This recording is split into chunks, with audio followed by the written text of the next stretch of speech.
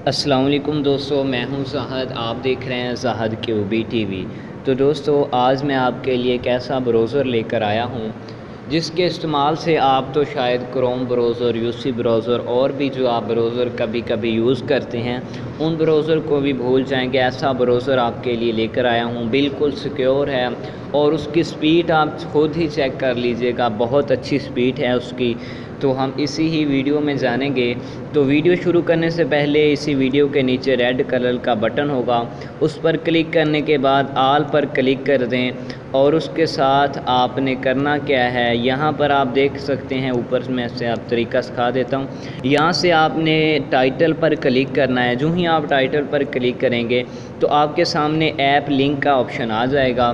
तो वहाँ से आपने इस एप्लीकेशन को डाउनलोड कर लेना है।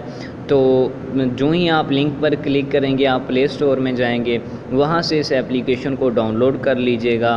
तो चलिए हम उस एप्लीकेशन को ओपन करते हैं।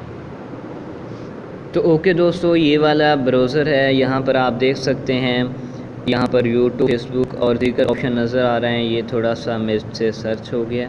तो यहाँ पर आप इसके सामने और भी इसके फेस देख सकते हैं। इंस्टाग्राम भी है, इसमें हर चीज़ के ऑप्शन है जिस तरह आपको क्रोम ब्राउज़र में नज़र आती है हर चीज़। तो यहाँ पर भी इसी तरह ही आपको यहाँ पर न्यूज़ भी आ रही हैं आपके सामने। जहाँ पर नीचे जाते जाएंगे, स्पीड भी इसकी काफ़ी हद तक बेहतर है आपकी क्रोम ब्राउज़र की निस्बत, इसकी स्पीड भी अच्छी है।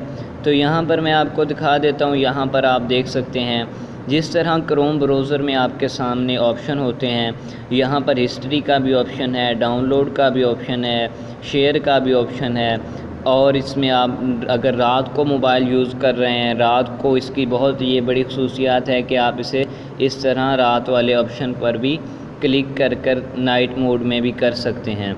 तो मैं अभी आपके सामने इसे कर भी दिखा देता हूँ किस तरह किया जाता है।